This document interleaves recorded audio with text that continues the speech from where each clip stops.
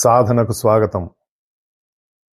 సాధన అనేటటువంటిది జీవితంలో ప్రతి మనిషికి కూడా ఎంతో అవసరమని, తద్వారా మనలో ఒక రకమైనటువంటి స్థిరమైనటువంటి మనస్సును మనం సాధించుకొని, తద్వారా జీవితంలో ఆనందము అనేటటువంటి స్థితికి ప్రతి మనిషి ఎదగాలి, ఆ స్థితికి చేరాలి అనేటటువంటి ఉద్దేశంతో అనేక విషయాల గురించి మనం ఈ సాధన కార్యక్రమంలో మనం మాట్లాడుకుంటూ ఉన్నాం, వివరించుకుంటూ ఉన్నాం. అందులో భాగంగానే భగవద్గీతను జీవితంలోకి తెచ్చుకొని, దానిని అవగాహన చేసుకొని, తద్వారా మనం మన జీవితంలోకి ఆచరణలోకి తెచ్చుకొని, దానివల్ల మనం ఒక ఆనంద స్థితికి చేరటం కోసం, మరియు స్థిరమైనటువంటి మనస్సుతో మన చుట్టూ సమాజంలో ఎన్నో కార్యక్రమాలు, ఎన్నో విషయాలు మనకి ఆందోళన కలిగించే విధంగా జరుగుతున్నా కూడా వాటిలో మనం ఎలా స్థిరంగా ఉండొచ్చు, వాటిలో జరుగుతున్న దానిలో మన వంతు కర్తవ్యాన్ని మనం ఎలా నిర్వర్తించవచ్చు, ఆ నిర్వర్తించినటువంటి కార్యక్రమాన్ని మనం ఒక యోగమైనటువంటి స్థితిలో ఉండి, అంటే ఒక సమత్వం యోగముచ్యతే అని భగవద్గీతలో చెప్పినట్లుగా అటువంటి సమత్వంతో కూడినటువంటి యోగ స్థితిలో మనం ఎలా ఉండవచ్చు, దానికి కావలసినటువంటి అవగాహనను పెంచుకోవాలనే ఉద్దేశంతో భగవద్గీతను యోగపరంగా కావచ్చు, లేదంటే అవగాహన పరంగా కావచ్చు, ఇలా రకరకాలుగా మనం అర్థం చేసుకుంటూ దానిలోని లోతుల్ని తెలుసుకుంటూ మనం ముందుకు వెళ్తూ అనేక విషయాలు మనం చర్చించుకుంటూ ఉన్నాం, మాట్లాడుకుంటూ ఉన్నాం, తెలుసుకుంటూ ఉన్నాం. ఇదంతా కూడా మనం అవగాహన పెంచుకోవాలి, అవగాహన నుంచి ఆచరణలోకి తెచ్చుకోవాలి. అదే ప్రధానమైనటువంటిది. ఊరికే ఒక పురాణంలాగా చదివేశాం, దాని వల్ల మనకి ఏదో పుణ్యం వస్తుంది, లేదంటే అనుకున్న కార్యక్రమాలు జరుగుతాయి, ఇవన్నీ కాదు.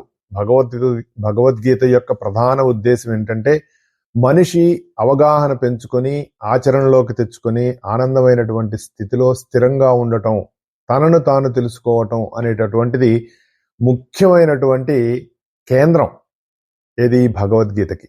అటువంటి దానిలో మనం విభూతి యోగంలో అతి ముఖ్యమైనటువంటి ఒక శ్లోకం చెప్పుకుంటూ ఉన్నాం.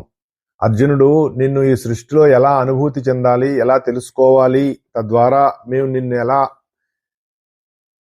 అనుభూతి చెందగలం అనేటటువంటి ప్రశ్న వేసినప్పుడు ఇది చాలా కష్టం నేను కూడా చెప్పటం. ఎందుకంటే నేను సర్వభూతములయందు హృదయాలలో నేను తిష్టవేసి ఉన్నాను, నేనే మొదలు, నేనే చివర, ఆది మధ్యాంతలయాలు మొత్తం నేనే ఉన్నాను. అన్ని భూతాలకి, భూతం అంటే పుట్టినది అని అర్థం, పంచభూతాలు కూడా పుట్టినవే.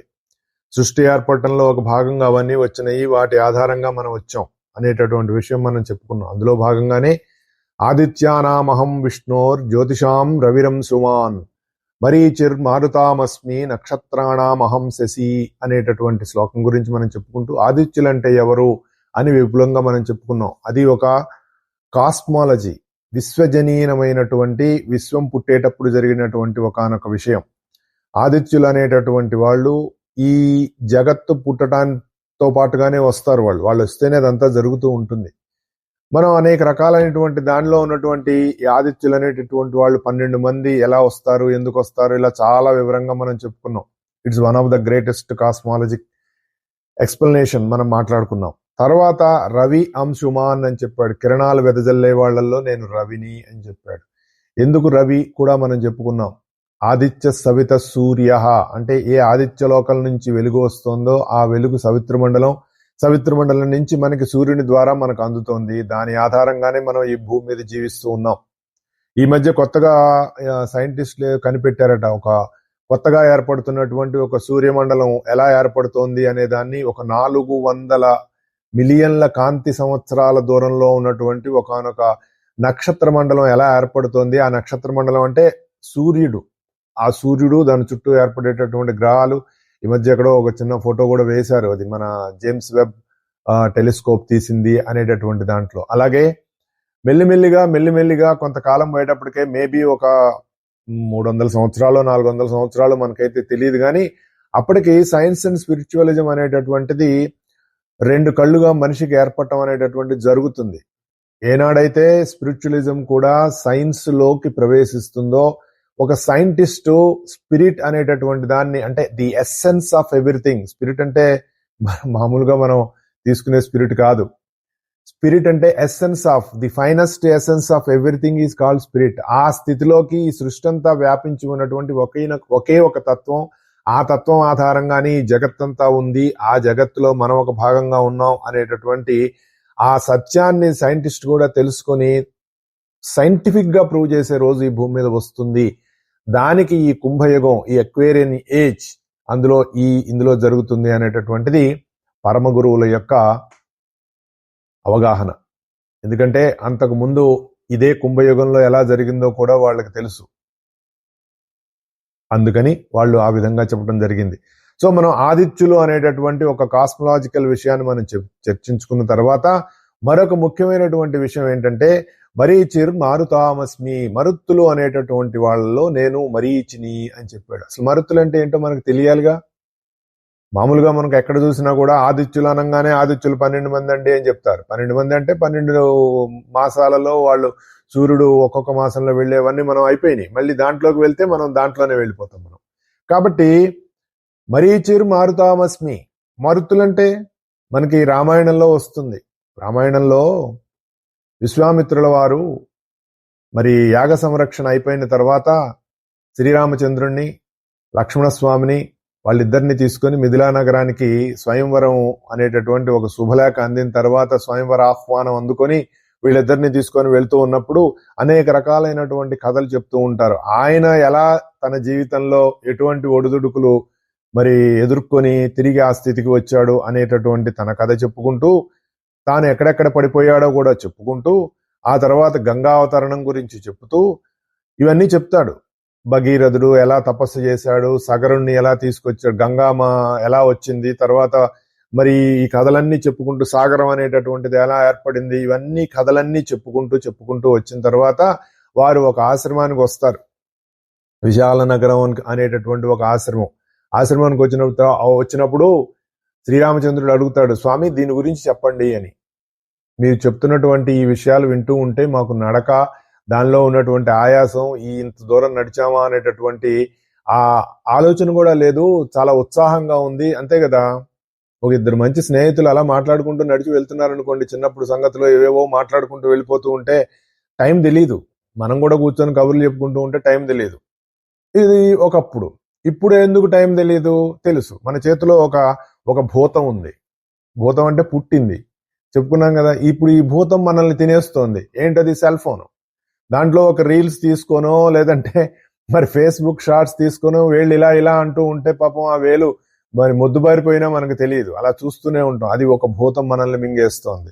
అప్పుడు కూడా మనకు సమయం తెలియదు. కానీ ఒక మంచి విషయాన్ని తీసుకొని దానిలో చక్కగా లీనమైపోయి అలా మనం ఉన్నప్పుడు అది సత్ విషయం, అంటే సద్విషయం, మంచి విషయం. అంటే నిన్ను ఒక ఊర్ధ్వ స్థితికి నీ ప్రజ్ఞని తీసుకెళ్తుంది. అలా నిన్ను ఊర్ధ్వ స్థితికి ప్రజ్ఞను ఏదైతే తీసుకువెళ్తుంటో అవన్నీ సద్విషయాలు, నీకు మంచి విషయాలు అనమాట.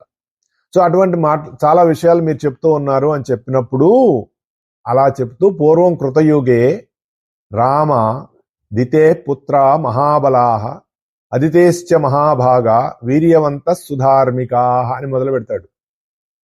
రామ పూర్వం కృతయుగంలో దితి అదితి అనేటటువంటి వాళ్ళు ఇద్దరున్నారు. దితి పుత్రులు మహాబలవంతులు, అదితి యొక్క పుత్రులు గొప్పవాళ్ళు, వీర్యవంతులు, ధార్మికులు అని చెప్తాడు. ఇక్కడి నుంచి మొదలవుతుందండి. మనం మరుత్తుల కథ చెప్పుకోవాలి అంటే ముందు క్షీరసాగర మదనం గురించి చెప్పుకోవాలి. ఎందుకు? అదే చెప్తున్నాడు ఇక్కడ. పూర్వం కృతయుగం అంటే యుగాలలో మొదటిది, అంటే సృష్టి. ఇది ఎక్కడికి వెళ్ళిపోయారంటే ఆయన సృష్టి మొదట్లోకి వెళ్ళిపోయారు, అక్కడి నుంచి మొదలు పెడుతున్నారు. పూర్వం కృతయుగం అంటే ఇవన్నీ సృష్టి కథలు. ఏదో మన ఇంటి పక్కన ఆయన ఎవరో ఉన్నట్టండి, ఆయనకి 2 భార్యలటండి, పెద్ద భార్య ఇలా అండి, చిన్న భార్య ఇలా అండి, వాళ్ళ పిల్లలందరూ కొట్టుకున్నారండి, అలా రాస్తారు కథలన్నీ. కానీ అసలు ఆ కథల్లో ఇచ్చినటువంటి రహస్యం అంతా అక్కడే ఉంటుంది. అదితి దితి ఇద్దరుంటారు. ఆయన ఎవరికి? కశ్యపుడు అనేటటువంటి ఆయనకి వాళ్ళిద్దరు భార్యలు. కశ్యపుడు అంటే గుర్తుంచుకోండి, ఇది మనకి ఒక కాస్మిక్ లో జరిగినటువంటి విషయాన్ని మనకి అర్థమయ్యేటట్టుగా ఒక కథ రూపంలో ఇవ్వటానికి వాళ్ళు ఈ విధంగా అల్లినటువంటి కథలు. దీనిలో ఎంతో రహస్యాలు ఉంటాయి, సంకేతాలు ఉంటాయి. వాటిని మనం అర్థం చేసుకొని మనం చెప్పుకున్నాం బ్రహ్మాండ పిండాండ సమన్వయంతో మనం చెప్పుకున్నప్పుడు మనకి ఈ కథల్లో ఉన్నటువంటి రహస్యం అనేటటువంటిది ఏంటో మనకు అప్పుడు అర్థం అవుతుంది. లేకపోతే ఈ కథలో ఉన్న రహస్యం తెలియదు. కేవలం ఒక పురాణంగా మనం వినేస్తాం. క్షీరసాగర మథనం కథ వింటే మంచిదట, మనకెంతో పుణ్యం వస్తుందట, ఈ గోల్లోకి వెళ్ళిపోతాం కానీ అందులో ఉన్నటువంటి రహస్యం మనకు అందదు. ఇక్కడ కశ్యపుడు అంటే ఆకాశము లేక పరతత్వం అని అర్థం చేసుకోవాలి. వీళ్ళు ఆయనకి 2 భార్యలు అంటే ఒకటి దితి, 2 అదితి. దితి అంటే చీకటి, అదితి అంటే వెలుగు. అందుకనే ఆదిత్యులు అని మనం చెప్పుకున్నప్పుడు వాళ్ళు వెలుగుకు సంబంధించినటువంటి వాళ్ళు. దితి అంటే చీకటి. అసలు చీకటే లోకంబులు లోకేశులు లోకస్తులు తెగిన తుదిన పెను చీకటి కవ్వల నెవ్వడు ఏకాకృతి వెలుగును అతని నేను తింటున్నంటాడు గజేంద్ర మోక్షంలో. లోకంబులు లోకేశులు లోకస్తులు తెగిన తుదిన లోకంబగు అంటే వీళ్ళందరూ వెళ్ళిపోయారట. లోకాలు వాళ్ళని పరిపాలించే వాళ్ళు అన్నీ వెళ్ళిపోయిన తర్వాత పెంచీకటి అప్పుడు ఉండేదేంటి? అసలు వెలుగే లేదు. వెలుగు లేనప్పుడు ఏముంటుంది? ఇప్పుడు గదిలోకి వెళ్ళారండి, చీకటిగా ఉంది, లైట్ వేశారు, లైట్ వెలిగింది, అప్పుడు ఏమవుతుంది? చీకటి. ఒకసారి ఆలోచించండి, ఎక్కడికి వెళ్ళిపోయింది ఆ చీకటి? వెలుగు వెనకాల దాక్కుంది. చీకటిని వెలుగు ఆక్రమించింది. మరి చీకటి తాత్కాలికంగా వెలుగు వెనకాల దాక్కుంది. ఈ అవగాహన మనం చేసుకుంటే మళ్ళీ ఇప్పుడు లైట్ ఆఫ్ చేస్తే ఉండేది చీకటేగా, అంతే కదా? సాధారణంగా మనకు జరుగుతూనే ఉంది. అలాగే ఉండేది ద్వితీయే అంటే చీకటే ఉంటుంది. దానిలో ఎప్పుడైతే ఒక ప్రజ్ఞ మేల్కాంచిందో అది వెలుగు. సృష్టి ఏర్పడినప్పుడు మనం చెప్పుకున్నాం, ఈ చోటులో ఒక కేంద్రం పుడుతుంది. ఆ పుట్టటమే వెలుగు. ఆ వెలుగే ఆదిత్యులు అని మనం చెప్పుకున్నాం. అలాగే ఆ వెలుగు ఎప్పుడైతే పుట్టుతుందో దితి అదితి అవుతుంది. ఎందుకంటే చీకటి పోయింది కదా. మనలో ఎప్పుడైతే ఈ అజ్ఞానం పోయిందో ఉన్నది జ్ఞానమే. నేను ఫలానా, నా పేరు ఇది, లేదంటే నా జెండర్ ఇది, మా ఊరిది, నా కులం ఇది, నా మతం ఇది, నాకెంత ఆస్తుంది అని నువ్వు ఆలోచించుకొని నువ్వు నీ చుట్టూ ఉన్న దాంతో ఐడెంటిటీ అయినంత కాలం నువ్వు నీ నిజస్వరూపాన్ని నువ్వు మర్చిపోయావు. అదంతా అజ్ఞానం. కానీ ఎప్పుడైతే నేను ఆత్మస్వరూపుణ్ణి, వెలుగు స్వరూపుణ్ణి, ఏ జగత్తంతా నిండినటువంటి ఆ పరమాత్మ స్వరూపం ఏదైతే ఉందో నాలో ఈ విధంగా ఉంది అనేటటువంటి ఆత్మజ్ఞానం నీకు ఎప్పుడైతే కలిగిందో అప్పుడు నీలో ఉన్నది వెలిగే, చీకటి లేదుగా. ఇది మనం గుర్తుంచుకోవాలి.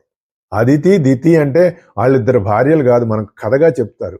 ఒకే తత్వానికి ఉన్నటువంటి వెలుగు చీకట్లు అని మనం అర్థం చేసుకోవాలి. అలా వెలుగు నుంచి వచ్చిన వాళ్ళు ఆదిత్యులు.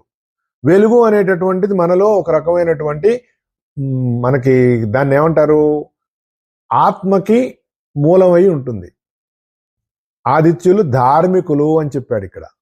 ధార్మికులు అంటే వెలుగు అనేటటువంటిది ధర్మపరంగా పరమార్థ పరంగా వాళ్ళందరూ బలవంతులు. అంటే ధర్మాన్ని ఆచరించేటటువంటి వాళ్ళు, వాళ్ళకి ఆత్మబలం ఎక్కువ. అదితి యొక్క పుత్రులు వెలుగు స్వరూపులై వాళ్ళకి ఆత్మబలం ఎక్కువ అని గుర్తుపెట్టుకోవాలి. దితి వీళ్ళంతా చీకటి అజ్ఞానంతో, వీళ్ళు పరమార్థం కాదు పదార్థంగా బలవంతులు. గుర్తుంచుకోండి, పదార్థం లేకుండా పరమార్థానికి ఎప్పుడూ కూడా వ్యక్త స్వరూపం అనేటటువంటిది ఉండదు. మనం చెప్పుకున్నాం, మనం వ్యక్తం అవ్వాలంటే శరీరం కావాలి. శరీరం కావాలి అంటే పంచభూతాలతో ఏర్పడినటువంటి దేహం ఉంటేనే ఆ దేహంలో జీవుడు బయట ప్రపంచంలో వ్యక్తం అవుతాడు. అప్పుడే మనం ఒకరికొకళ్ళు మాట్లాడుకోవడం అనేటటువంటిది కుదురుతుంది, లేకపోతే కుదరదు. అటువంటి స్థితికి మనం వెళ్ళాలి అంటే మనకి శరీరం ఎలా అవసరమో అలాగే పదార్థం లేకుండా పరమార్థం అనేటటువంటిది, ఆ తత్వం అనేటటువంటిది బయటికి రావటం అనేటటువంటిది వ్యక్తం కుదరదు. కాబట్టి వాళ్ళు ఏం చేశారు, ఒకటి పదార్థం, 2 పరమార్థం, స్పిరిట్ అండ్ మ్యాటర్. ఇది గుర్తుపెట్టుకోండి. దితికి సంబంధించిన వాళ్ళందరూ మ్యాటర్కి సంబంధించిన వాళ్ళు, అదితికి సంబంధించినటువంటి వాళ్ళందరూ స్పిరిట్కి సంబంధించిన వాళ్ళు. కశ్యపుడు అనేటటువంటిది ఆకాశతత్వం, పరతత్వం. అంటే బయట నుంచి లోపలికి చూడటం. ఇక్కడ 2 ఉంటాయి, పశ్యకులు, కశ్యపులు.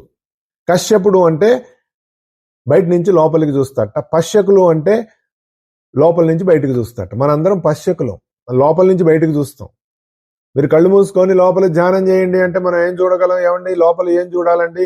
పేగులను చూడాలా, గుండెకాయని చూడాలా, లేదంటే మరి ముక్కు చూడాలి, ఇలా రకరకాలుగా ఆలోచిస్తాం. కాదు, నిన్ను నువ్వు చూడాలి. మనం ఎవరో మనకు తెలియం కదా, ఎలా చూస్తాం అంటే దైవం కశ్యపుడు, జీవుడు పశ్యకుడు, అది గుర్తుపెట్టుకోవాలి మనం. సో ఇలా వీళ్ళు ఉన్నారట. అంటే ఆత్మబలం కలిగిన వాళ్ళు అదితిపుత్రులైతే పదార్థ బలం కలిగినటువంటి వాళ్ళు దితిపుత్రులు అని మనం అర్థం చేసుకోవాలి. వీళ్ళకి భౌతిక బలం ఎక్కువ, ఆత్మబలం కంటే భౌతిక బలం ఎక్కువ. మనకి చిన్నప్పుడు ఒక ఎస్సే రాయమనేవాళ్ళు, కత్తి గొప్పదా కలం గొప్పదా అనేటటువంటిది రాయండి, మీరు ఎస్సే రాయండి అంటే రాసేవాళ్ళం మనం. కత్తి గొప్పది కలం గొప్పది, రెండూ కావాలి సమాజంలో, రెండూ కావాలి. సంరక్షించవలసినటువంటి అవసరం కోసం కత్తి అవసరం అవుతుంది, అలాగే మనిషిని చైతన్యపరచడం కోసం కలం అవసరం అవుతుంది. మనకి ఎందుకు ఇచ్చారండి ఇన్ని రకాలైనటువంటి మరి సాహిత్యం అంతా? వాళ్ళంతా పెన్నుతో రాసిందేగా, పెన్నో గంటమో ఏదన్నా కావచ్చు, ఒక వస్తువుతో రాసిందే కదా.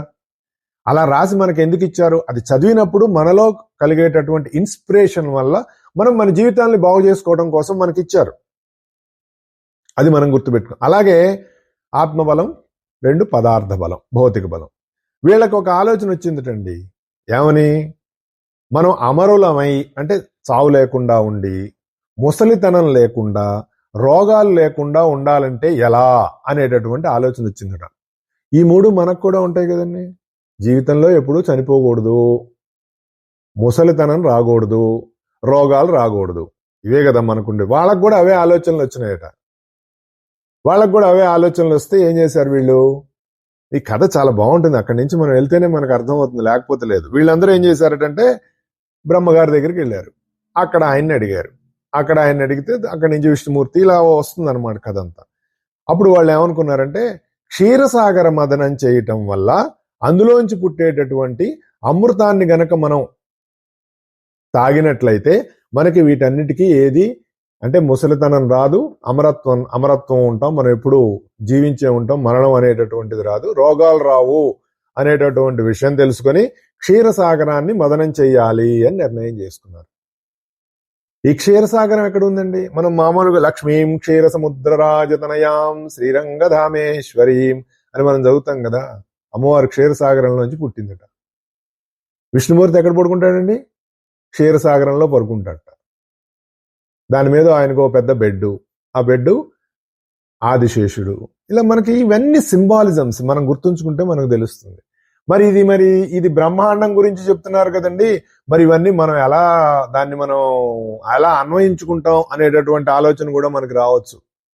అలాంటి ఆలోచన మనకు వచ్చినప్పుడు అన్వయించుకోవాలి. పెద్దల దగ్గర నుంచి మనం తెలుసుకున్న తర్వాత దాన్ని మన జీవితంలోకి ఎలా అన్వయించుకోవాలో మనం తెలుసుకున్నప్పుడు దాని గురించి కొంత మథనం, ఇదే మథనం అంటే.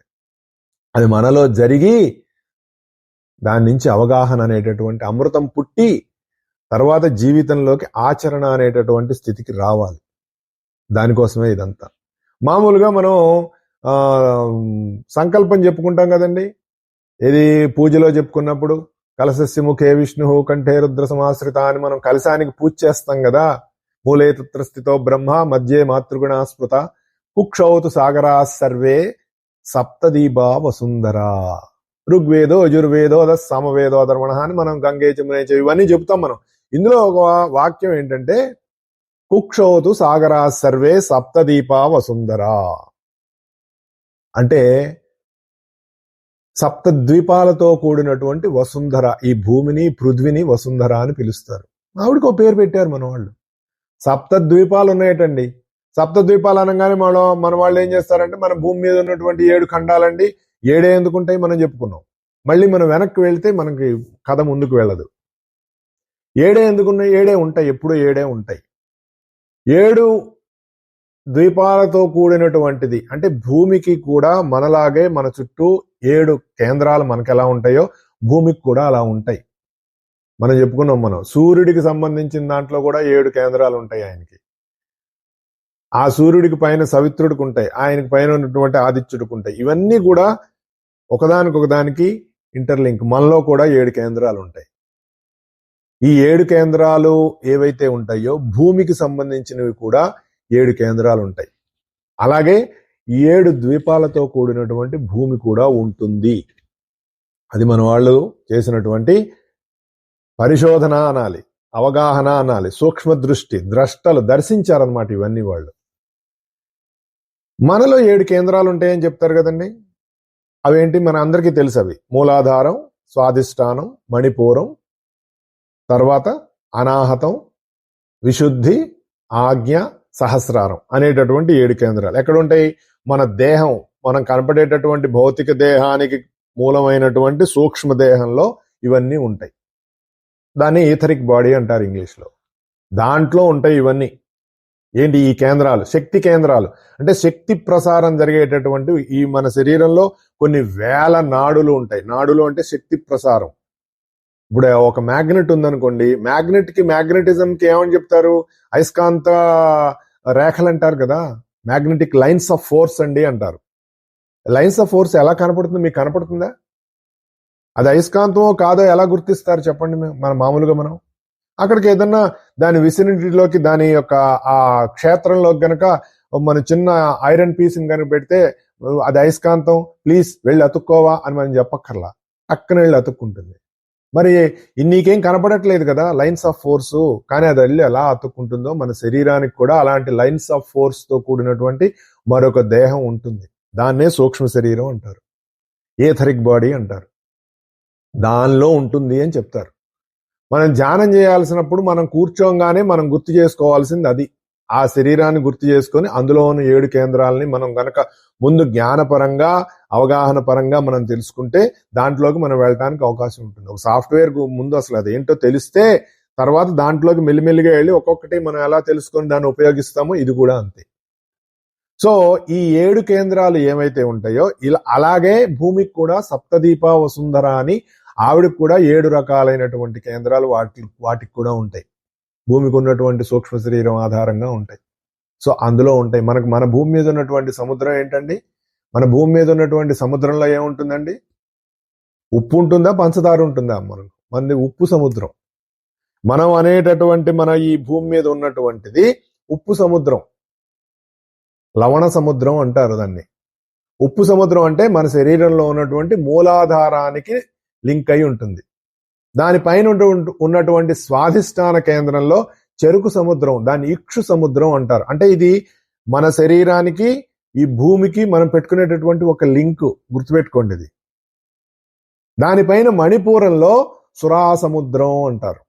సురా సముద్రం అంటే మద్యానికి సంబంధించినటువంటి సముద్రం. ఎందుకు మణిపూరం దగ్గర మనకున్నటువంటి అనేక రకాలైనటువంటి కోరికలతోటి మనం మణిపూరక చక్రం ఉంటుంది అని చెప్తారు. అక్కడే మనకు మత్తు వస్తుంది. మనం కోరికల మత్తులో ఉంటాం ఎప్పుడు. ఈ మూడింటిని కింది లోకాలుగా చెప్తారు. ఈ కింది లోకాలలో మనకి పదార్థానికి పట్టెక్కువ ఉంటుంది. ఈ పదార్థానికి పట్టెక్కువ అంటే దాని అర్థం ఏంటంటే దైత్యులకు బలం ఎక్కువ. దైత్యులు అంటే చెప్పుకున్నాం కదా, వాళ్ళు పదార్థానికి సంబంధించినటువంటి వాళ్ళు. భౌతిక బలం అంతా ఈ 3 కేంద్రాల్లో ఉంటుంది. దానిపైన ఉన్న కేంద్రాలు ఏంటండి? ఒకటి అనాహతం. అనాహతాన్ని ఘృత సముద్రం అంటారు. అంటే నెయ్యి సముద్రంతో పోల్చారు.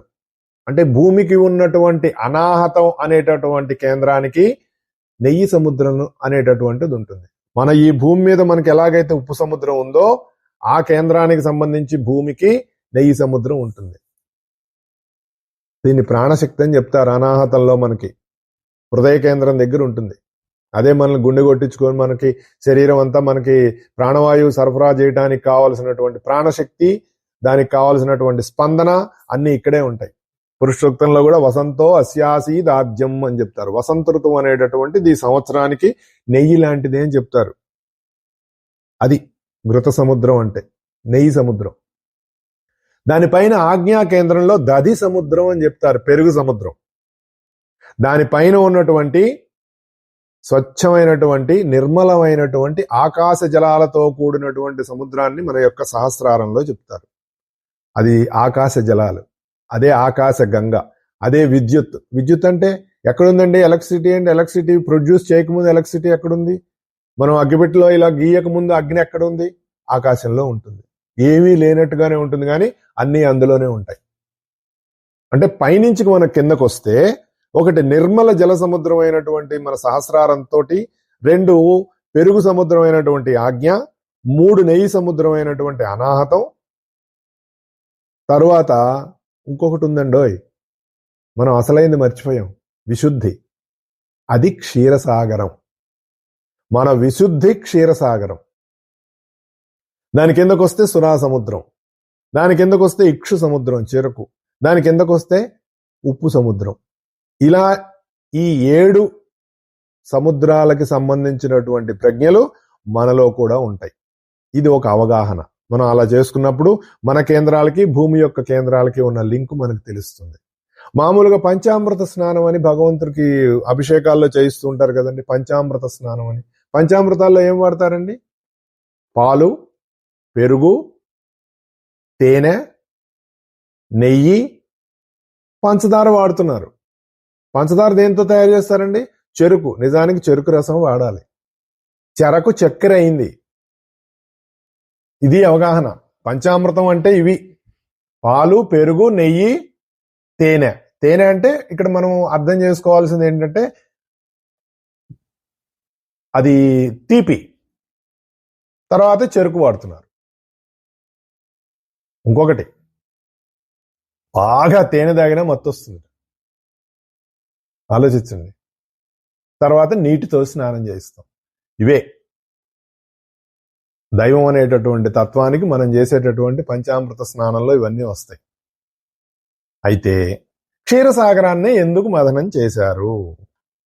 ఏం సార్, మరి ఇంకా మరి ఉప్పు సముద్రాన్ని చేయకూడదా, లేదంటే మరి ఆ పైన నిర్మల జలం ఉంది దాన్ని చేయకూడదా అని అనుకోవచ్చు కదా. మనకి క్షీరసాగరాన్ని ఎందుకు చేశారు అంటే ఇక్కడ మనం గుర్తుపెట్టుకోవాల్సిన, క్షీరసాగరం అంటే మనలో ఉన్నటువంటి విశుద్ధి.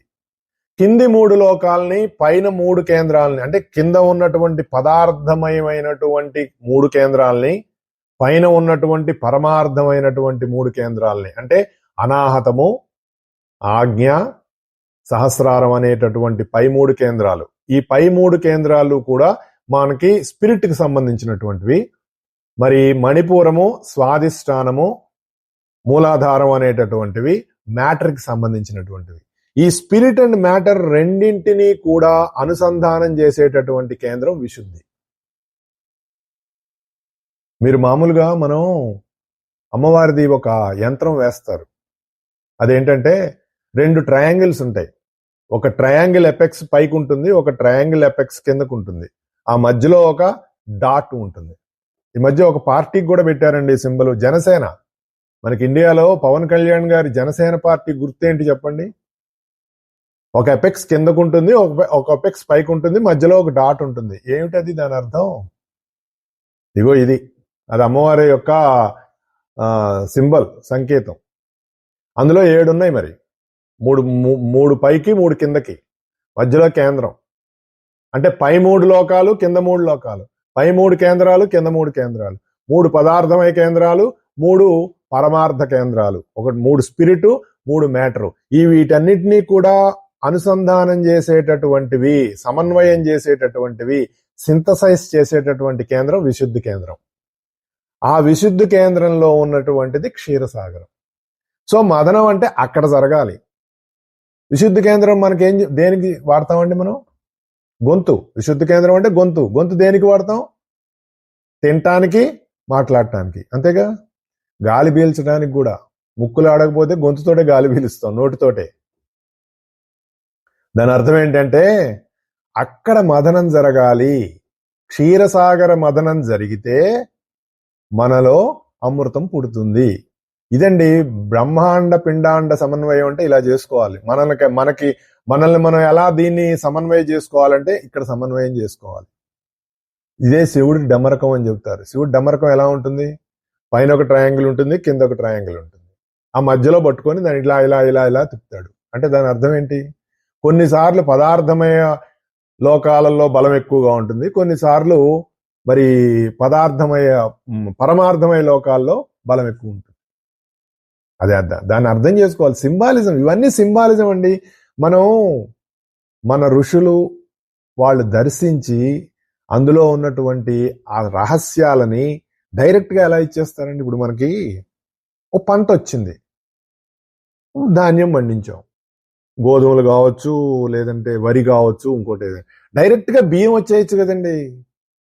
మళ్ళీ ఆ కంకులు కోసి కొట్టి మళ్ళీ వాటన్నిటినీ తీసుకెళ్లి మరబట్టించుకొని ఒక పొట్టు కావాలా 2 పొట్లు కావాలా అంటే కాదండి ఈ మధ్య మాకు దంపుడు బియ్యం తినేస్తామని హ్యాండ్ పౌండెడ్ రైస్ అని మాకు వస్తుంటాయిలేండి ఇక్కడ దంపుడు బియ్యం అని.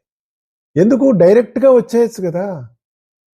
అంటే మా గురుగారు అన్నారు, ఒరే డైరెక్ట్ గా నీ దాకా రాదురా ప్రకృతిలో, ఎందుకంటే నీకంటే బలమైనటువంటివి చాలా ఉన్నాయి, పక్షులు తినేస్తాయి, నీ దాకా రావని చెప్పారు. నీ దాకా రావాలంటే వాటికి కొంత ప్రొటెక్షన్ ఉండాలి.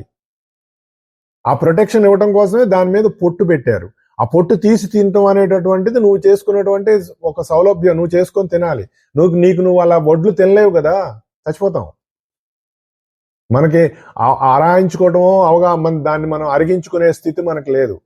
కానీ అవి తినేవి వేరే ఉన్నాయి, అవి తినగలవు. అవి కూడా చక్కగా పొట్టు వలుచుకుంటాయి పక్షులు. మనం అనుకుంటాం మనం మరబట్టించుకోవాలి, పక్షులకు మరబట్టించుకోవాల్సిన పని లేదండి. మనం అక్కడ పెడితే అవి చక్కగా పొట్టు తీసేసి తింటాయి. ఇది ఎందుకు చెప్తున్నానంటే, నేను మన దగ్గరికి అలా రాదు. ఇవన్నీ మనకి ఎందుకు ఇచ్చారు అంటే దానిలో ఉన్నటువంటి రహస్యాలను నువ్వు అర్థం చేసుకోవాల్సినటువంటి బాధ్యత నీ మీదే ఉంది. అందుకని అందులో అలా ఇచ్చారు. కాబట్టి విశుద్ధి అనేటటువంటి క్షీరసాగరంలో నువ్వు మదనం చెయ్యాలి అంటే, విశుద్ధి అంటే నీ మాట బాగుండాలి. అనుద్వేగకరం వాక్యం సత్యం ప్రియం హితం చేయత్ అని వాంగ్మయ తపస్సు గురించి తర్వాత చెప్తాడు. మాట బాగుండాలి. రే నీ మాట బాగుంటే ఊరు బాగుంటుంది అని మనకి చెప్తారు కదా. మాట బాగుండాలి. పొల్లు మాటలు మాట్లాడుకోకూడదు, అవసరమైనంత వరకే మాట్లాడాలి. నీ మాట అవతల వాడికి సత్యం బ్రూయాత్ ప్రియం బ్రూయాత్ నబ్రూయా సత్యం అప్రియం అని చెప్తారు. సత్యం మాట్లాడు. అవతల వాడికి మంచిగా వాడిని పొగడాలి కదా అని చెప్పేసి అసత్యం మాట్లాడొద్దని చెప్పారు. అవతల వాళ్ళలో ఆ క్వాలిటీ లేదనుకోండి, కానీ వాడిని పొగడాల్సిన పరిస్థితి నీకు ఉన్నప్పుడు, నువ్వు నిజంగా ధార్మికుడివై సాధన పరంగా నువ్వు ఉన్నప్పుడు గురుగారు ఏం చెప్తారంటే, సాధ్యమైనంత వరకు మౌనంగా ఉండరా, లేకపోతే నాకు కుదరదండి దానికని చెప్పు. అంతేగాని అసత్యం మాట్లాడుకు. మీరు ఇంద్రుడండి, మీరు చంద్రుడండి, ఆహా మీ అంత మనిషి ప్రపంచం మీద లేదండి, వాడు అలా కానప్పుడు నువ్వు అన్నావు అనుకో నీకు అసత్య దోషం వస్తుందని చెప్పారు. కానీ అవన్నీ ఎవరు పట్టించుకుంటున్నారు? మనం అప్పుడు మనకిప్పుడు అంత అవగాహన లేదు, ఆలోచన లేదు. మనకు తెలిసిందల్లా ఒకటే, వాడిని పొగిడితే మన పని అవుతుంది, దానివల్ల మనకి ఏదో లాభం వస్తుంది, దానివల్ల మనం ఏదో ఉద్ధరింపబడతాం. ఇదే కదా ఆలోచన. అది కాదు కావాల్సింది. నిజమైనటువంటి క్షీరసాగరంలో నీకు మదనం జరగాలంటే నీ మాట బాగుండాలి. నీ మాట బాగుండాలంటే నీ ఆలోచన బాగుండాలి, నీ ప్రవర్తన బాగుండాలి. ఈ 3 బాగుంటేనే మాట బాగుంటుంది, లేకపోతే బాగోదు. అలా ఎప్పుడైతే ఇంకొకటి మాట బాగుండాలంటే నీ నీ నీ యొక్క గొంతు నుంచి వచ్చేటటువంటివి సుశబ్దంబులు ఉండాలి, అంటే మంచి శబ్దాలు ఉండాలి. అందుకనే మన వాళ్ళు ఏం చేశారండి, ఎన్నో స్తోత్రాలు ఇచ్చారు. స్తోత్రం అన్నా మంత్రం అన్నా ఇవన్నీ కూడా శబ్దాలు, అది మనం గుర్తుపెట్టుకోవాలి. సుశబ్దంబుల్ శోభిల్లుంబల్కు నాదువాక్కును సంప్రీతిని జగన్మోహిని పులాబ్జాక్షి సరస్వతి భగవతి పూర్ణేందు బింబానన అని అమ్మవారికి నమస్కారం చేసుకోవాలి. అమ్మ నేను నోరు తెరిస్తే ఒక మంచి మాట మాట్లాడాలి, ఆ మాట అవతల వాడికి ఒక ఉత్తేజం, ఒక ఇన్స్పిరేషన్ కలగాలి. అలా కలిగినప్పుడే నీకు మంచిది, వాడికి మంచిది. మనం ఈ గాసిప్స్ మీద చూపించినంత ఇంట్రెస్ట్ మనం గాస్పెల్స్ మీద మనం చూపించాం. గాస్పెల్స్ అంటే బైబిల్లో ఉన్నదే గాస్పెల్ అనుకోకండి. మనకు ఇచ్చినవన్నీ అలాంటివే. వాటిని మనం ఎప్పుడు అర్థం చేసుకుంటాం, ఎప్పుడు వాటి వైపు మనం వెళ్తాం? అసలు ముందు మనకి అటువైపు వెళ్ళాలనే భావన రావాలి కదా. దానికోసం మనకి ఇచ్చారు, ఎన్నో సూక్తాలు ఇచ్చారు. పురుషోక్తం, శ్రీ సూక్తం, రుద్ర సూక్తం, ఎన్నెన్ని స్తోత్రాలు ఎన్నెన్ని ఇచ్చారంటే అలాంటివి చదువుకోవటం వల్ల మన యొక్క విశుద్ధిలో మదనం అనేటటువంటి జరుగుతుంది. అంటే నీ విశుద్ధి అనేటటువంటిది శుద్ధి అవుతుంది, అప్పుడే విశుద్ధి, లేకపోతే అది అశుద్ధే. మనం మాట్లాడే మాటలు నిజంగా శుద్ధిగా ఉన్నాయా అండి? ఆలోచించుకోవద్దు. మనం ఎంతవరకు మాట్లాడాలి, ఏది మాట్లాడాలి, ఇవన్నీ మనం ఆలోచించుకుంటేనే మనలో క్షీరసాగరం అనేటటువంటిది జరుగుతున్నట్టు లెక్క, లేకపోతే కాదు. అలాగే ఈ గొంతుతో మనం చేసే మరొక విషయం ఏంటంటే ఆహార స్వీకరణ. అది కూడా చాలా ముఖ్యమైనదే. కాబట్టి మనలో ఈ క్షీరసాగర మథనం అనేటటువంటి విశుద్ధిలో జరగాలంటే మాటతో పాటు ఆహార స్వీకరణ కూడా బాగుండాలి. అదే కదా మనం చెప్పుకుంటున్నాం. భగవద్గీత ధ్యాన యోగంలో ఒక విషయం చెప్పాడు భగవంతుడు. ఏంటండి? యుక్తాహార విహారస్య యుక్తశ్చేష్టస్య కర్మసు యుక్త స్వప్నావబోధస్య యోగో భవతి దుఃఖః. యుక్తాహార విహారస్య, యుక్తమైన ఆహారం అంటే ఏది తినాలో అది తినాలి, ఎంత తినాలో అంత తినాలి, ఎప్పుడు తినాలో అప్పుడు తినాలి. అది యుక్తమైన ఆహారం, నడత, చేయవలసిన పని. యుక్తమైన నిద్ర. యుక్తం అంటే ఎంత చేయాలో అంత చేయటం, ఎంత మెలకువ ఉండాలో అంత మెలకువగా ఉండటం, ఎంత నిద్రపోవాలో అంత నిద్రపోవటం, ఎంత తినాలో అంత తినటం. అంటే ఎక్కువ కాకుండా తక్కువ కాకుండా ఒక రకమైనటువంటి సమతుల్యత పాటించడం, ఒక ఈక్విలిబ్రియం. అంటే ఎంతవరకు అంతవరకు. అరే నువ్వు ఎంతలో ఉండాలో అంతలో ఉండాలి, ఎక్కువ తక్కువ చేయకు అంటాను చూసారా? అది అంటాం అంతే, ఏది మనకి నచ్చని వాడి విషయంలో. కానీ మరి ఆహారం విషయంలో మనం అలా ఉంటున్నామా? 12 గంటలకు బిర్యానీ, 3 గంటలకు బిర్యానీ, తెల్లవారుజామున 5ంటికి బిర్యానీ. ఏమైపోతుంది? శరీరం బాగున్నంత కాలం బాగుంటుందండి, తర్వాత నేను గిరగిరి తిప్పి నేలకేసి కొడుతుంది. ఏమిటోనండి 40 ఏళ్ళు బాగానే ఉన్నావు, అక్కడి నుంచి మొదలవుతుంది. అంతే కదా, నువ్వు బలంగా ఉండి నీ ఇష్టం వచ్చినట్టు దాన్ని ఆడించినంత కాలం ఆడుతుందండి, తర్వాత దానికి ఒక రోజు వస్తుంది. శరీరతే ఇది శరీరహ అన్నారు. 30 ఏళ్ళు 40 ఏళ్ళు అక్కడి నుంచి దాని డిటీరియేషన్ మొదలవుతుంది. ఏమో సార్, చిన్నప్పుడు ఒక మాత్ర వేసుకున్న తర్వాత వెంటనే పనిచేసేది, ఇప్పుడు ఏమిటో అసలు వారం రోజులు రోజు మాత్ర వేసుకున్నా ఇంకా పని చేయట్లేదు అని అంటాం. చెప్పేశారు, పని చేయదు అంతే. మా గురుగారు ఒక ది లైట్ ఆన్ డెత్ అని ఒక పుస్తకంలో రాస్తారు. అసలు చాలా ఆశ్చర్యం వేసింది. మనం అనుకుంటున్నాం మరణం అనేది ఎప్పుడో ఒకసారి టక్కన వచ్చేస్తుందని. కాదు నాన్న, 30 సంవత్సరాలు 40 సంవత్సరాల ముందే మొదలవుతుందట మరణం. ఎందుకంటే జ్వాలాకుల మహర్షి గారు కూడా చెప్తారు ఈ విషయం.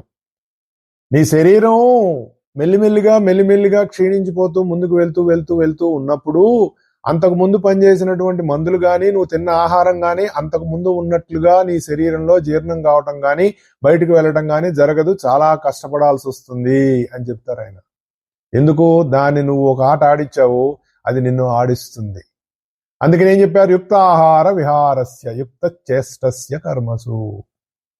నిద్ర ఎంత పోవాలంత, అన్ని ఎంత పోవాలంత ఉండాలండి. అతి సర్వత్రవర్జయేత్ అని చెప్పారు. అంటే అతొద్ర అంటే అతి డౌన్ అతి కావచ్చు, అప్ అతి కావచ్చు. చేస్తే వస్తుందండి, చేయకపోతే ఎట్లా ఏమాత్రం అని కాదు, ఎంత చేయాలో అంత చేయటం. అది ఆహార స్వీకరణలో మనం ఎందుకు అనుకుంటున్నాం అంటే, మనం విశుద్ధికి సంబంధించినటువంటి క్షీరసాగర ఈ పాల సముద్రాన్ని చిలకటం అనేటటువంటిది అక్కడ మనకి రావాలి. దానిని మనం సాధనలోకి తెచ్చుకోవాలి. ఈ విశుద్ధే నీకు పై 3 కేంద్రాలని కింద 3 కేంద్రాలని కూడా నీలో సమన్వయం చేస్తుంది, అనుసంధానం చేస్తుంది. నీకు ఏదో ఒక పదార్థం, ఒక వస్తువు కావాలి. ఆ వస్తువు కావాలి అంటే నీ గొంతుతోటే అడగాలి నువ్వు. అలాగే నువ్వు ఒక చక్కటి స్తోత్రం చదువుకోవాలి, దైవానికి ధ్యానం చేయాలి, దైవానికి నువ్వు ప్రార్థన చేయాలన్నా నువ్వు గొంతుతోటే చేయాలి. అంటే మ్యాటర్కి సంబంధించిందైనా స్పిరిట్కి సంబంధించిందైనా గొంతుతోటే జరుగుతుంది. కాబట్టి విశుద్ధి అనేటటువంటి ఆ కేంద్రం సెంట్రల్ పాయింట్. ఆ సెంట్రల్ పాయింట్ లో నీకు మొదలవుతుంది నువ్వు చేసేటటువంటి సాధన. అంటే ఈ మథనం అనేటటువంటిది ఎక్కడ జరుగుతుంది? పదార్థ పరమార్థాల యందు సమన్వయం అనేటటువంటిదే మథనం. ఎక్కడ జరుగుతుందండి? మనలోనే జరుగుతుంది. మరి మందర పర్వతాన్ని తీసుకొచ్చి దానికి వాసుకి అనేటటువంటి ఒక సర్పాన్ని చుట్టి దానితోటి మథనం చేశారు పాల సముద్రం అనేటటువంటిది మనకి కథ. మందర సముద్రం అంటే మనం అది ఎక్కడ తెస్తామండి అని అనుకోవచ్చు. మన వెన్నుముకలో ఉన్నటువంటి వెన్నుముకే మందర పర్వతం. మన స్పైనల్ కాలం ఏదైతే అంటామో అదే మందర పర్వతం. అందులోనే ఉంటాయి సమస్త ప్రజ్ఞలు కూడా. దాన్ని ఆధారంగానే మనం చిలకాలి. అప్పుడు వాడి మాట అమృత తుల్యమై ఉంటుంది. ఓ గురుగారి దగ్గరికి వెళ్ళారనుకోండి, ఆయన ఏదో చెప్తాడు, రేపటి నుంచి అలా చేసుకోకు అంటే నీలో మార్పు వచ్చి నువ్వు చేయటం మానేసావు. అంతకుముందు ఇంట్లో ఎవరన్నా పక్కన భార్య చెప్పిందండి, ఫర్ ఎగ్జాంపుల్, ఏమంటే మీరు ఇలా చేయొద్దు అన్నది, ఏడిచావు అని పక్కకు తీశాడు. ఇదే మాట గురువుగారు చెప్పారు, అలాగే గురువుగారు అని చేయడం మొదలుపెట్టాడు. ఏంటి తేడా? వాళ్ళ మీద ఉన్నటువంటి నీకు ఉన్నటువంటి ఆ గౌరవం అనండి, మర్యాదనండి. లేదు, ఆయనలోంచి వచ్చే మాటలో ఉన్నటువంటి అమృతత్వం, అది గుర్తుపెట్టుకోవాలి. అంటే శ్రావ్యమైన శబ్దాలు, ఆయన ఆయన ఆయన పలుకు అలా ఉంటుంది, నీ ఆత్మని చైతన్యవంతం చేస్తుంది. ఎందుకు? ఆయనలో అటువంటి అమృతత్వం పుట్టింది. ఎలా పుట్టింది? ఆయన ఆ క్షీరసాగర మదనం చేశాడు ఆయన. ఇది మనం చేసుకోవాల్సినటువంటి అవగాహన. గుర్తుపెట్టుకోండి, విశుద్ధిలోనే అమృతం ఉంది, విశుద్ధిలోనే విషం ఉంది. అంటే నీ మాట అమృతంగా 10 మందికి మంచిగా అవతలవాడికి నచ్చేటట్లుగా చక్కగా అమృతతుల్యంగా సుశబ్దాలుగా మాట్లాడచ్చు, లేదా అదే మాటతో విషం కక్కి అవతలవాడిని నువ్వు క్రిటిసైజ్ చేయొచ్చు, ఎన్నో రకాలుగా నువ్వు అవతలవాడికి బాధను కలిగించవచ్చు, వాడి హృదయాన్ని నువ్వు గాయపరచవచ్చు. అది గుర్తుపెట్టుకోవాలి. శరీరానికి తగిలిన దెబ్బ మానిపోతుంది కానీ హృదయానికి తగిలిన దెబ్బ మానదని చెప్పారు. వాడి మనసుకు తగిలిన దెబ్బ మానదని చెప్పారు. ఇవన్నీ మనకి కథలు అలా ఇచ్చారు, మనకి అవగాహనకు రావాలి, వాటిని మన జీవితంలోకి తెచ్చుకోవాలి. అదే ఈ మనం చెప్పుకునే విషయం అంతా కూడా. అంటే విషయం ఎలా వస్తుందండి విశుద్ధిలోంచి, మరి విషయం అమృతం ఎలా పుడుతుందండి విశుద్ధిలోంచి అని మనం అనుకోవచ్చు. చిన్న ఎగ్జాంపుల్, నువ్వు ఎప్పుడైతే కింది లోకాల్లో ఉన్నావో, అంటే నేను, నా చుట్టూ ఉన్నది, నా వాళ్ళు, ఈ ఆస్తులు, దాన్ని కూడబెట్టుకోవటం, డబ్బులు నేను దాచుకోవటం, దాన్ని ఎవడన్నా కొట్టేస్తాడేమో అనే దానికోసం నువ్వు వాడిని క్రిటిసైజ్ చేసి వీడిని క్రిటిసైజ్ చేసి నీ స్వార్థం కోసం ఎప్పుడైతే నువ్వు మాట్లాడుతుంటావో అదంతా నువ్వు కక్కే విషయం. అది గుర్తుపెట్టుకోవాలి. కానీ ఎప్పుడైతే నీలో ఒక రకమైనటువంటి ఇన్స్పిరేషన్ కలిగి సాధనకు వెళుతూ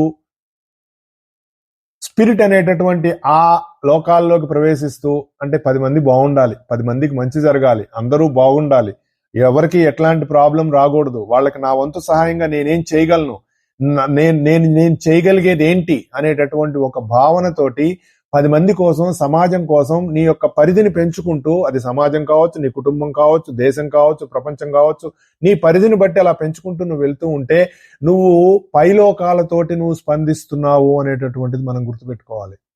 అప్పుడు నీ మాటల్లో నుంచి వచ్చేటటువంటిది అన్ని కూడా అమృతతుల్యంగానే ఉంటుంది. అంటే అవతల వాడికి ఉత్సాహాన్ని ఇస్తుంది, ఉత్తేజాన్ని ఇస్తుంది. అవతల వాళ్ళు yes I want to do this, even నేను కూడా ఇలా ఏదైనా చేయగలను అనేటటువంటి ఒక ఇన్స్పిరేషన్ అవతల వాళ్ళలో నీ మాటలోంచి వస్తుంది. అంటే ఒకే మాట విషం కక్కుతోందా, లేదంటే అవతల వాడికి ఇన్స్పిరేషన్ ఇస్తోందా, అది ఎవరికి వాళ్ళు ఆలోచించుకోవాలి. అవతల నుంచి ఎవడో ఒరే నువ్వు మాట్లాడే తప్పురా, ఇదిరా అని పాయింట్ చేయటం కాదు కావాల్సింది. అటువంటిది విశుద్ధిలోనే ఉంది కాబట్టి ఈ క్షీరసాగరం అనేటటువంటిది విశుద్ధిలోనే జరగాలి అని చెప్పారు. అది క్షీరం. ఓకే, మందర పర్వతం వెన్నుముక అన్నారండి, బాగుంది. మరి వాసుకి, నీ శ్వాసే వాసుకి. అంటే మనం శ్వాస పీలుస్తున్నాం వదులుతున్నాం, పీలుస్తున్నాం వదులుతున్నాం. దీన్ని మనం ఈ సృష్టిలో ఒక సిద్ధాంతం ఉంది, దాన్ని లా ఆఫ్ ఆల్టర్నేషన్ అంటారు, పర్యాయ సిద్ధాంతం. అంటే ఒకదాని తర్వాత ఒకటి అలా కంటిన్యూస్ గా వస్తూనే ఉంటాయి. శ్వాస పీల్చావు వదలాలి, పీల్చావు వదలాలి, అంతే కదా. మధ్యలో ఆపేస్తామా? ఇవాళ పీల్చేసి ఆపేసి మళ్ళీ రేపు వదులుతాం అంటే తీసుకెళ్లి అవతల వారేస్తారు. అలాగే కాలం కూడా ఆల్టర్నేటింగ్ కరెంట్స్ అంటారు, పగలు రాత్రి. ఇది గుర్తుపెట్టుకోవాలి. అంటే నీ వెన్నెముక అనేటటువంటి మందర పర్వతానికి శ్వాస అనేటటువంటి వాసుకుని పెట్టి నీ విశుద్ధి అనేటటువంటి క్షీరసాగరంలో నువ్వు చిలకాలి. అంటే ఇది ధ్యాన ప్రక్రియ. అంటే అలా నువ్వు కళ్ళు మూసుకొని ధ్యానంలో కూర్చొని నీ శ్వాసని గమనిస్తూ గమనిస్తూ గమనిస్తూ గమనిస్తూ ఉంటూ ఉండాలి. అలా చేస్తూనే మన మాటలో, మన ఆహార విషయంలో, మన శ్వాస విషయంలో జాగ్రత్త వహిస్తూ దాన్ని మెల్లిమెల్లిగా మన సాధన పెంచుకుంటూ వెళ్తూ ఉండాలి. మనలో 5 రకాల ప్రాణాలు ఉన్నాయి చెప్తే, ప్రాణాపాన వ్యానోదాన ఉదాన సమాన ప్రాణాలని మనకు చెప్తారు కదా. ఈ దేవతలు అనేటటువంటి ప్రజ్ఞలు ప్రాణాన్ని ప్రజ్ఞను పట్టుకుంటే, దైత్యులు అనేటటువంటి ప్రజ్ఞలు అపానాన్ని పట్టుకున్నారు అని మనం ఒక అవగాహన ఇచ్చారు మనకి.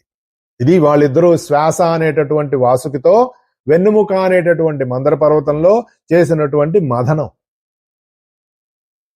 ఆధ్యాత్మిక సాధన చేయటంలో ఇది ఒక అత్యద్భుతమైనటువంటి అత్యున్నతమైనటువంటి సాధన.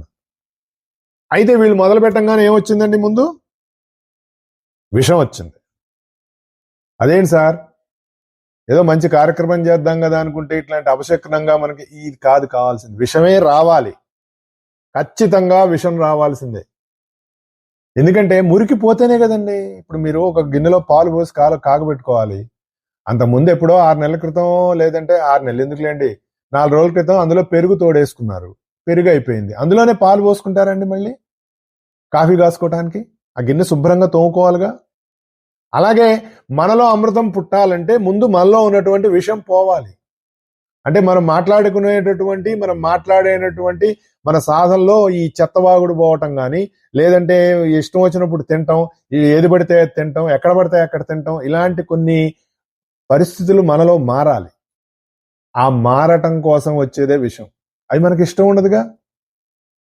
సాధన చేయటం మొదలుపెట్టినప్పుడు ఏమో సార్ ఇంతకు ముందు పొద్దున్నే హ్యాపీగా 8 దాకా 9 దాకా నిద్రపోయేవాడిని, ఏమిటో ఇప్పుడు పొద్దున్నే లేపి కూర్చోబెడుతున్నారు, ఏం సాధనలండి, ఏం చేస్తాం అని నీకు భావాలు కలుగుతూ ఉంటాయి కదా. అవన్నీ విషయానికి సంబంధించినవి. అంటే నిన్ను సాధన ముందుకు వెళ్లకుండా నిన్ను ఆపేసేటటువంటివి ఇవన్నీ. క్షీరసాగరం అంటే ఇంత ఉంది. ఇదేం చెప్పుకుంటున్నాం, మనం మరుత్తుల దాకా వెళ్ళాలంటే దానికి మూలం, దానికి సోర్స్ ఇది. ఇప్పుడు మనం ఏదైనా ఒక కథ రాయాలంటే కథకి ముందు ఏం జరిగిందో ఉంటుందిగా. మనం సినిమా చూస్తున్నామండి, సినిమా చూస్తున్నప్పుడు ఇదేంటి వీడు ఇలా ప్రవర్తిస్తున్నాడు, వీడు ఇలా ఉన్నాడు కదా, వీడు మంచివాడే కదా, అలా చేస్తున్నాడు ఏంటి అని మనం రకరకాలుగా మనం ఆలోచించుకున్నప్పుడు ఫ్లాష్ బ్యాక్ చెప్తారు చూడండి మనకి. అప్పుడు మనకి దానికి దీనికి ఒక లింక్ వస్తుంది, అప్పుడు అర్థం అవుతుంది మనకి, ఓహో వీడు ఎందుకు ఇలా చేస్తున్నాడు అని. అలాగే మరుత్తులు అనేటటువంటి విషయాన్ని మనం మాట్లాడుకోవాలంటే దాని ఫ్లాష్ బ్యాక్ అనమాట ఇది. కశ్యపుడు అనేటటువంటి ఆయనకి 2 భార్యలు, ఆవిడికి పిల్లలు ఉన్నారు, ఈవిడికి పిల్లలు ఉన్నారు. ఒకళ్ళేమో భౌతికంగా బలవంతులు, ఒకళ్ళేమో ఆత్మపరంగా బలవంతులు, ఒకళ్ళేమో మరి అజ్ఞానపరమైనటువంటి దాంట్లో బలం ఎక్కువ ఉంటుంది, ఒకళ్ళకేమో ఆత్మపరమైనటువంటి వెలుగుపరమైనటువంటి దానివైపు బలం ఉంటుంది అనమాట. వీళ్ళందరూ కలిసి వాళ్ళు అనుకున్నారట, మనం పుట్టకూడదు, మనకి మరణం ఉండకూడదు, మనకి మరి ముసలితనం రాకూడదు, మనకి రోగాలు రాకూడదు, ఏం చేద్దాం అని అనుకుంటే క్షీరసాగరం కనుక మదనం చేసినట్లయితే మనకి అందులోంచి అమృతం పుడుతుంది. ఆ అమృతాన్ని కనుక మనం సేవించినట్లయితే మనం ఎప్పుడూ ఇలా ఉండిపోతాము అనే భావన వాళ్ళకి కలిగి ఇలా మొదలు పెట్టారు. ఈ క్షీరసాగర మదనంలో మనం తెలుసుకునేటటువంటి రహస్యం సాధన పరంగా మనలో కావాల్సినటువంటి మాటలో మౌనం, వంకర టింకర మాటలు లేకపోవటం మొదలైనటువంటి అన్నిటిని కూడా మానేసి వెన్నుముక ఆధారంగా ఉచ్ఛ్వాస నిశ్వాసలు చేస్తూ గనక మనం సాధన చేస్తూ ఉంటే మనలో ముందు విషం పుడుతుంది. అంటే అవసరం లేని మురికంతా పోతుంది. ఎంత మురికిపోతే మనం అంత స్వచ్ఛంగా ఉంటాం. మన ఆ నోటిని మంచి శబ్దాలు పలకటానికి, శ్వాసకి, ఆహారానికి, వీటన్నిటిలో కూడా చక్కటి సమతుల్యత అనేటటువంటిది పాటిస్తూ ఉంటే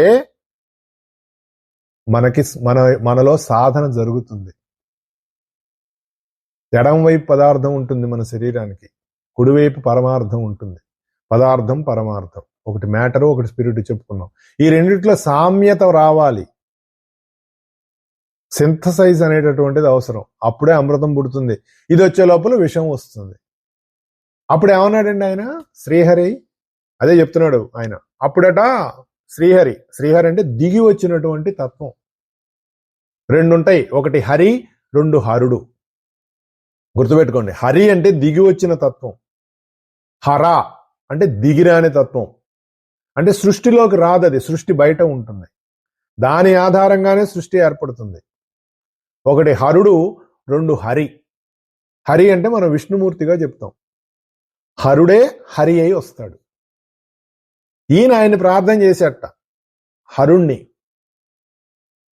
ఏమని, నువ్వు ఈ దేవతలందరిలో పెద్దవాడివి, నువ్వు ఇప్పుడు ఈ దేవదానవ క్షీరసాగర మదనంలో మొట్టమొదటిగా వచ్చినటువంటి దాన్ని నీకు అగ్రతాంబూలంగా ఇస్తున్నాం, స్వీకరించు అన్నారు. చూడండి అసలు కథలు ఎలా ఉంటాయంటే, అదేంటి సార్, రుద్రుడికి పోనీ ఏదో ఒక మంచి స్వీట్ వచ్చిందండి, లేదంటే ఇంకోటి ఏదో వచ్చిందండి కాకుండా విషం వచ్చింది సార్, మీరు అందరికంటే పెద్దవాళ్ళు, మీరు పుచ్చుకోండి సార్ అని అన్నట్టండి విష్ణుమూర్తి. అలాగే అన్నాడు ఆయన. అదేంటి, హరించేవాడు కదా, అన్నిటినీ హరించేవాడు, మరి దీన్ని కూడా ఆయనే హరించాలి. రుద్రుడు అంటే నాదం, విష్ణు అంటే వెలుగు. గుర్తుపెట్టుకోవాలి, ముందు తరంగాలు ఏర్పడిన తర్వాతనే సృష్టి ఏర్పడింది. భాగవతం చదువుకుంటే తెలుస్తుంది. ఇవన్నీ చాలా ఇంటర్లింక్స్ ఉంటాయండి. బ్రహ్మగారికి ఆయన మనసులోంచి సనకుడు, సనత్ కుమారుడు, సనందనుడు, సనత్సుజాతుడు అనేటటువంటి 4 కుమారులు వచ్చారట. నారదుడు 5 కుమారులు రాగానే వాళ్ళని చూసి నాయనలారా సృష్టి చేయండి అన్నట్ట. అనగానే వాళ్ళు ఒక చిరునవ్వు నవ్వారట. నాన్నగారు మేము అందుకు రాలేదు అని. వెంటనే ఆయన కోపం వచ్చిందట. నేను చెప్పంగానే మీరు నాకు ఎదురు చెప్తారా అని కోపం వచ్చిందట. కోపం వస్తే మనం ఏం చేస్తాం, ఇట్లా మన లలాటం భ్రుకుటి అంటారు చూసారా, 2 కళ్ళు ఇట్లా దగ్గరగా ఆయనకి కొంచెం కోపం వచ్చి ఇట్లా కన్నెర చేసినట్టు చూశారట.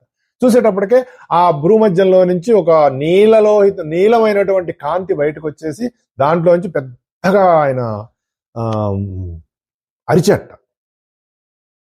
అరిచేటప్పటికే ఆ శబ్దానికి మొత్తం సృష్టిలో తరంగాలుగా శబ్ద తరంగాలు కదండి, ఆ శబ్ద తరంగాలుగా సృష్టి ఎలా కావాలో అలా ఏర్పడిపోయిందట. అవే ఏకాదశి రుద్రులు. అది రుద్రుడు అంటే రోదనం, దానివల్ల ఏర్పడినటువంటి తరంగాలు. ఆ తర్వాతే సృష్టి ఏర్పడింది, తర్వాతే వెలుగు అనేటటువంటిది వచ్చింది. అందుకని ఆయన పిలిచి నువ్వు పెద్దవాడివి కదా నువ్వు తీసుకుంటే అలాగే అనుకున్నాడు. ఆయన ఏం చేశాట, నీలకంఠుడయ్యాడు ఆయన.